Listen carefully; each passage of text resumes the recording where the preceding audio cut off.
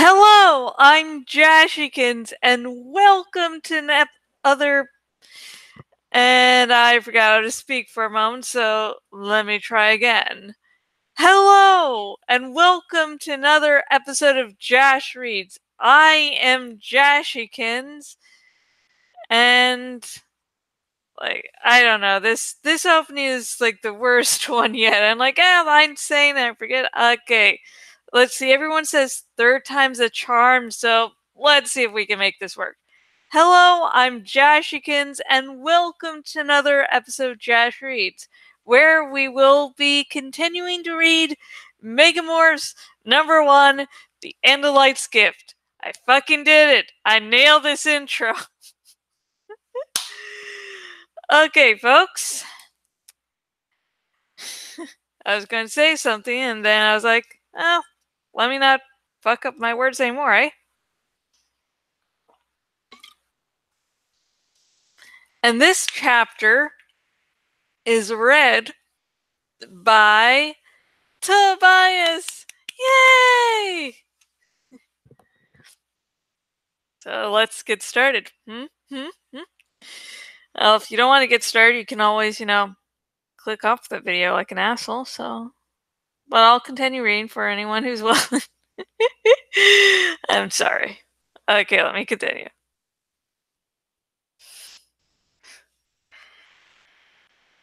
I have seen a lot of strange things since that first evening when we walked through the construction site where the Andalite prince had landed his damaged fighter.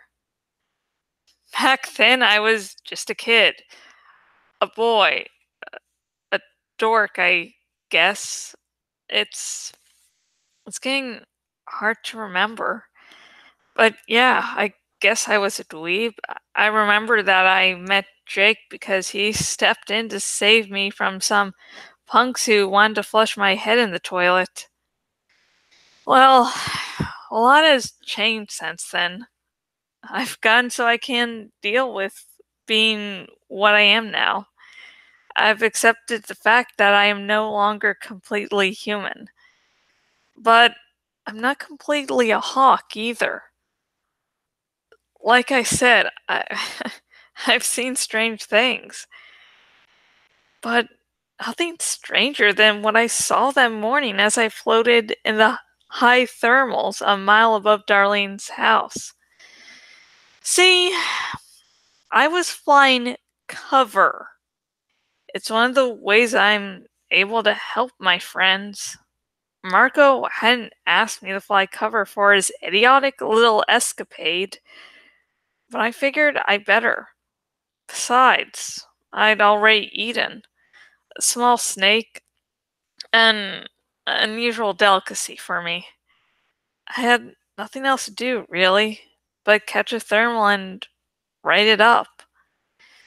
A thermal is an updraft of warm air. You spread your wings and it lifts you up like an elevator. Once you're up, you can just float there forever. You barely have to flap your wings. So I was up pretty high. High enough that I could see everything from the edges of the woods to the south, all the way to the center of the city a few miles away. If I stayed low enough that I could still watch Marco and Axe morph. They ran around like fools till they got a grip on their mouse brains. Then, as they gained control, they set off purposefully toward Darlene's house. Marco is an extremely smart guy. I don't know if Axe is smart for an Andalite, but he's really smart by human standards. Neither of them really understood how dangerous it is to be a mouse, walking openly across a suburban lawn in broad daylight. I mean, you might as well just tie raw stakes to your legs and go for a walk with a wolf pack. Hawks kill mice. Cats kill mice. And let me tell you something. Two groups of animals you don't want chasing you are hawks and cats. From the air, I observed one fat tabby cat who spotted them passing by. I guess he was full or just feeling too lazy, laying out in the sun. Cat let them pass undisturbed. I also spotted a Cooper's hawk checking them out. He was definitely thinking about mouse for lunch. I signaled the Coopers that these were my prey and he backed off. Fortunately, I was bigger than he was and he wasn't hungry enough to fight. I watched as Marco and Axe reached Darlene's pool party. I relaxed then. If they didn't get stepped on, they'd probably be safe. Still, watching the party made me a little sad. The people seemed to be having a good time. Kids were splashing in the pool and running around and yelling and talking. It was a whole different universe than the one I lived in. I had the other Animorphs and Axe for friends, but I didn't have friends like myself. Hawks don't get together and have parties. Mostly, when you see another hawk, it means trouble. A fight for territory. Down below, I saw Marco chasing some girl. Good grief, I thought. Why am I not surprised? The girl ran inside the house. Marco and Axe ran after her, trailing a posse of guys, one of whom was clearly Jake. Then I began to see something bizarre. A dust storm. That's what it looked like. Anyway, like one of those little dust devils that kick up out in the desert or prairie. It swirled like a compact tornado. I was fascinated because wind is very important to me. Wind is life and death to me sometimes. The tornado was getting tighter, more solid. I strained my hawk eyes to see every detail. I spilled air from my wings and swooped lower to get a better view. And then it wasn't a dust cloud anymore. It was a creature! A beast made up of gnashing mouths and whirling blades. It dived at the house, ripping it apart like it was made of Legos. It seemed to be chewing its 50. Sorry. I'm going to start again. Joys of doing this live. It dived at the house, ripping it apart like it was made out of Legos. It seemed to be chewing its way through brick and wood and shingle. It was like watching a garbage disposal grind up a carrot. Kids were screaming. They were running wildly this way and that. Suddenly, half the house was gone, just gone. And I could see straight down into the basement, straight down at Marco, human once more, and Axe in his human morph. I folded my wings back and dived like a rocket. Maybe I could distract the beast. Then, for no apparent reason, the beast began to dissolve. I pulled up sharply, still a few hundred feet up. I could see Marco practically faint from relief. Axe didn't look too happy either. They were both alive. And Jake and Cassie? Both were staring up at the sky in horror. The dust beast dissolved into cloud again. A human eye would not have seen anything after that. But I didn't have human eyes. I saw the dust cloud disperse, but I also saw the individual particles streaming away towards the forest. the particles were moving at incredible speed. They were not being blown by the wind. I was sure of that. They were moving on their own, very fast, toward the woods. Dun dun dun! Okay. Yeah, that's a nice short little chapter for the evening. And I like how Tobias is like, okay, my friends are extremely smart, but they're being very stupid here. And it sort of shows how much of a hawk Tobias has become. He's like, why the fuck would you turn into a mouse? Why would you do it? It's dangerous and stupid, and why just to get into a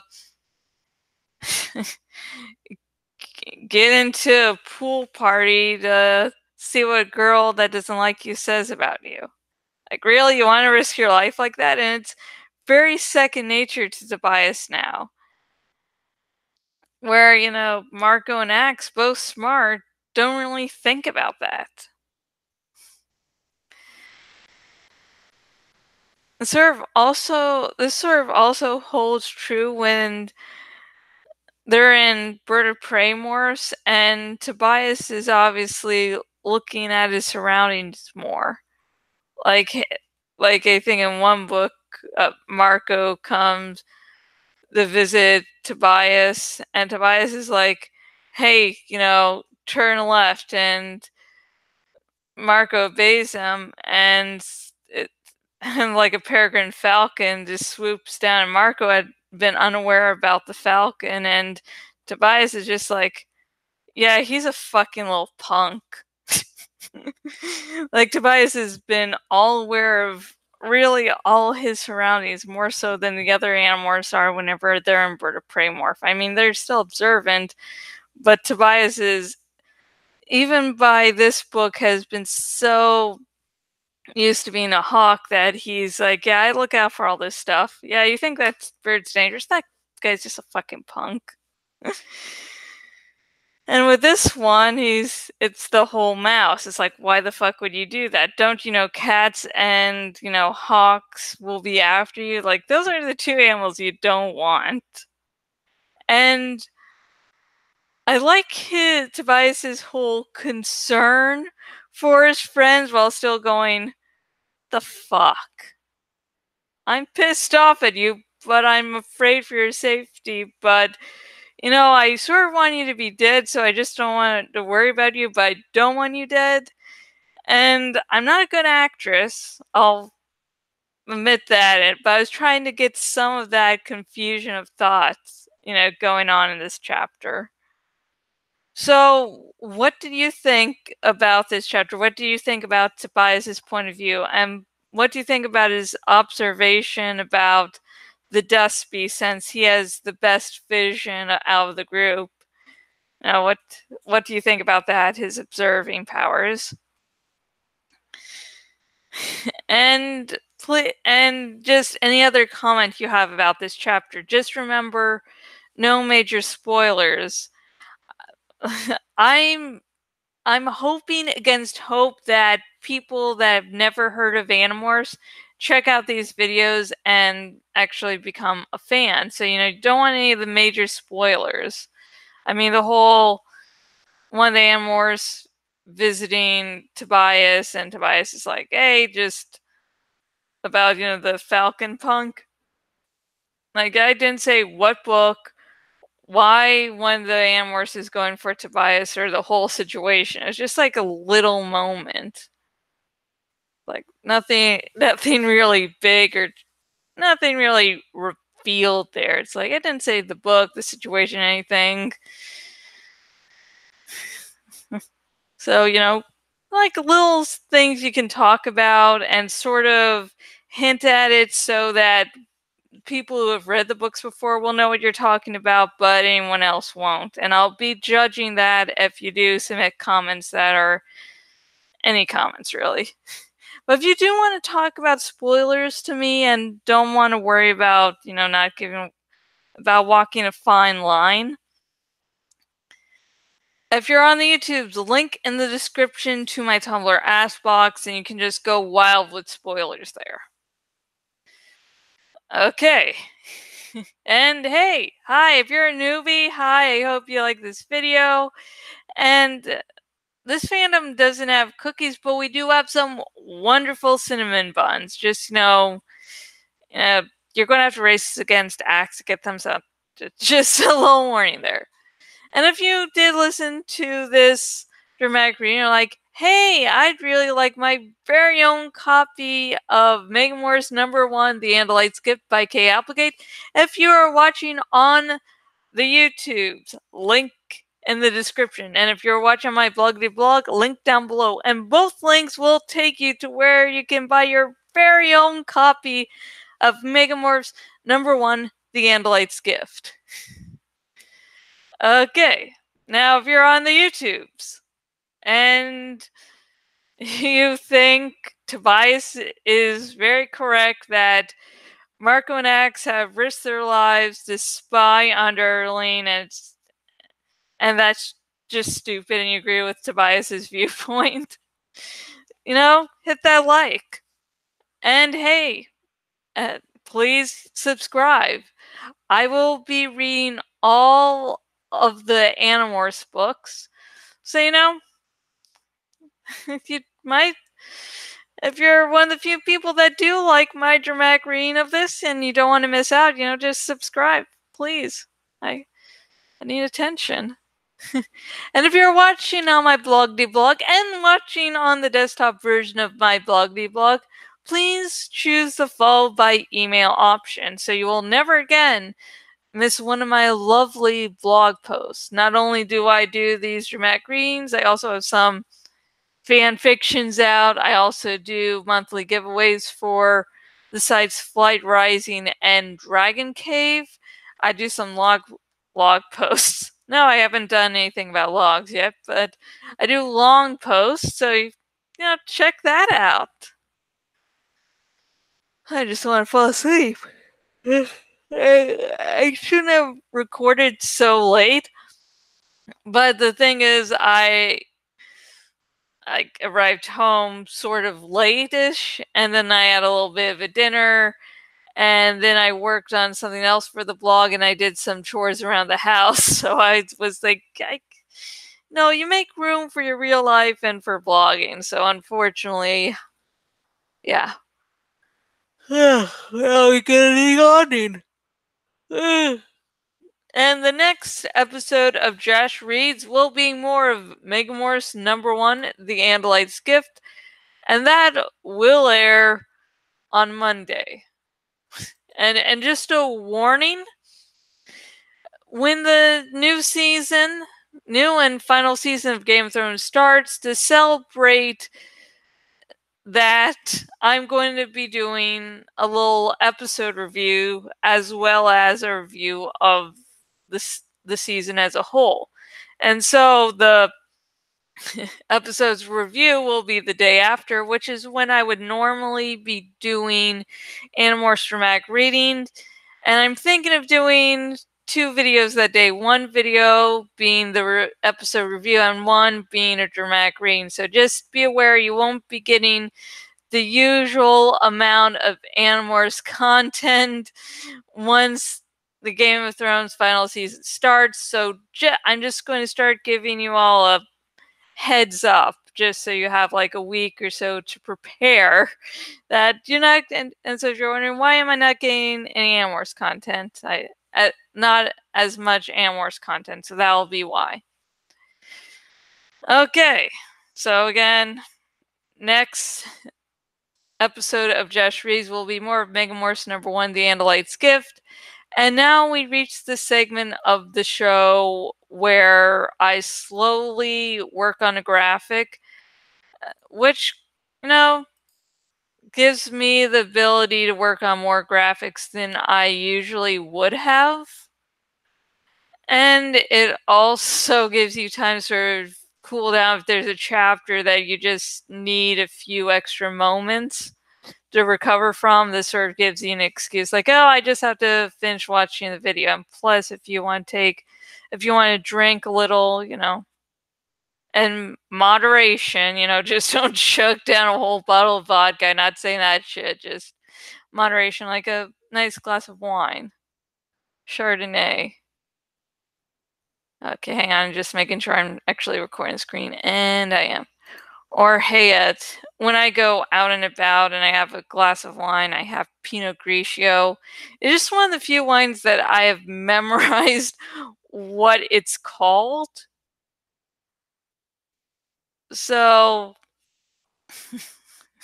so it's easy for me to order it and like, oh yeah, Pinot Grigio, everyone fucking has it, so it's easy. And okay.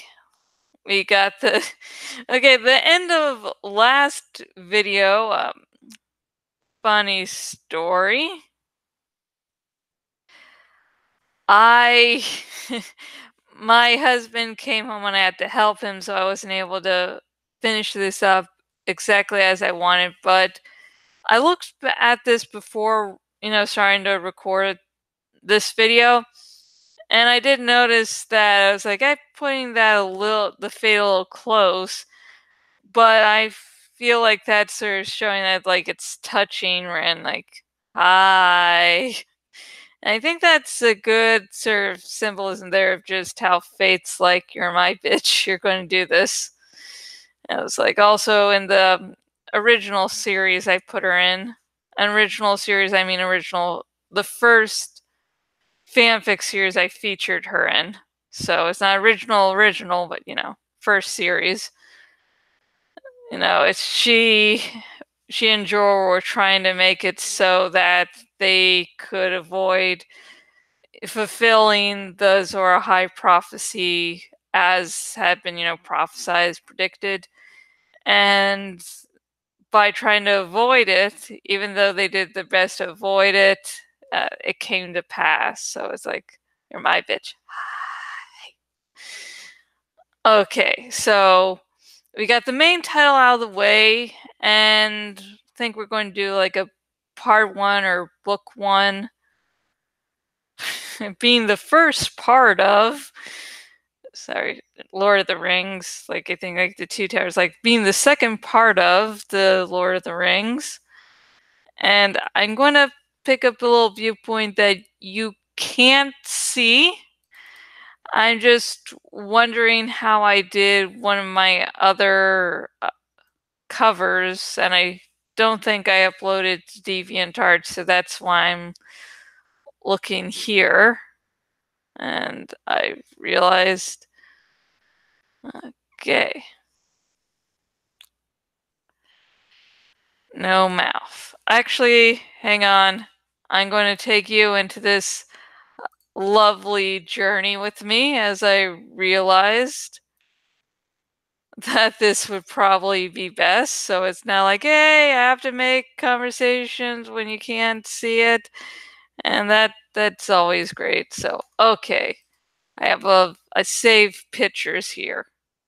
Like a lot. And sometimes I find use for them. Sometimes I don't use the entire photo. I just use like a bit of color and do stuff like that. I really like doing that for no reason. Okay, no mouth. And this is probably going to open up another program. And I don't know if you can see that. I'm going to check, and no, you can't see it. I have no clue about this program. Okay. It says Dracomorphs Part 1. Okay. Do you want to save the changes? No. No. Okay. Let's go back to what we were doing. Yay! We're back here. Hi, everyone. And that's not really convincing. Okay, the sequel series to the Ren duology is Consequences of Ice and Fire. And yes, it's a play of the whole A Song of Ice and Fire, which, for those of you who don't know, is the name of the book series Game of Thrones is based on. And so, how did they get Game of Thrones out of The Song of Ice and Fire? Well, Game of Thrones is the first book in the Song of Ice and Fire series. I have not read the books, but I watch enough videos and do enough sort of research and actually watch writing, not consequences, but writing the Rin duology. I found myself learning a lot more about Westeros, and so I sort of suggest, if you do want to learn about a series or something, just write about it and make yourself do research, and you'll find yourself learning a lot. Yeah. Okay, let's see. Let's see. Do I want to do Consequences of Ice and Fire Part 1? Yeah, let's not get too carried away. Well, I do like that font for the rest of the title. The fact of the matter is that we're going to need something a little more edge words. We're going to have to find something more that you can actually see. And if you're wondering, I I'm a lot better at writing just because every problem I have while talking sort of goes away. It's like I can spend a while, getting something just right.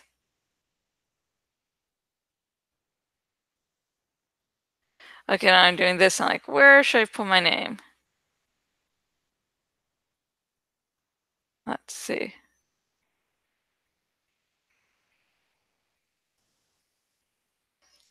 Okay. Let's do the same sort of red of the hair and the nice little outline. Or fudge. Let's see. Let's do fire and nice yellow to imitate the fire. Maybe some reddish flames there. No, that makes it look too cartoony. Let's switch the places up there. Let's do that. And I'm feeling like, oh, it's cartoony because fanfics are all about, yeah, consequences of ice and fire. Ta-da! Let's do part 1.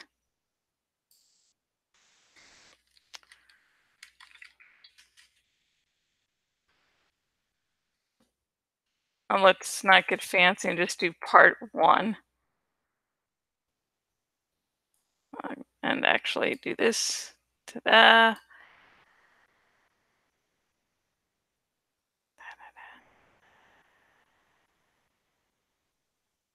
Okay, let's center that up there. Okay, center. Well, it's centered with the of, so I'll take that. And yeah, we did that. Okay, so there seems to be no room left for my author name. So let's try to work a place for my author name. And if you have finished your glass of wine or your uh, bottle of beer, and you're like, oh, hey, that's a good excuse to keep on watching this bullshit. So let's do. Actually, I think I'll do my author name in this font type.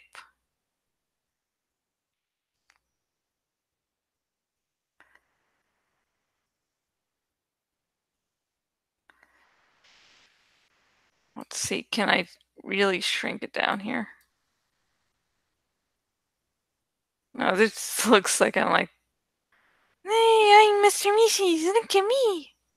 Sorry, I like watched that shortly.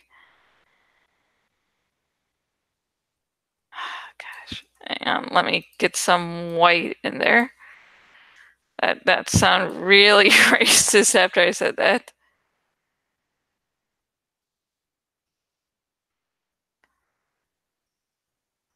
Okay, I think that's good there. I think that's a good setup. It's like I've taken up. If I did my plan setup for that, there would be like no problem. But I did like it wrapping around Rin's face there, and so yeah, I think it does work out. It's like, hey, here's the title, here's the author, and oh yeah, as an afterthought. But I don't know. But it doesn't. My name doesn't overstay its welcome there, so that's good. That's very good. It doesn't overstay its welcome, as you can tell, and I'm still talking, and I'm not entirely happy, but I have to say it does work because title, name, and oh yeah, it's part of a series. And sometimes, I don't know, it's like authors' names are put really oddly. I'm just going to pull of fate with title complete. Just in case I decide to go back one day, and that might be a future little episode there. So title down. So yeah. Okay, so that's it. And next episode of Megamorphs #1, The Andalite Gift, will be on Monday. Yay! And until next video, goodbye.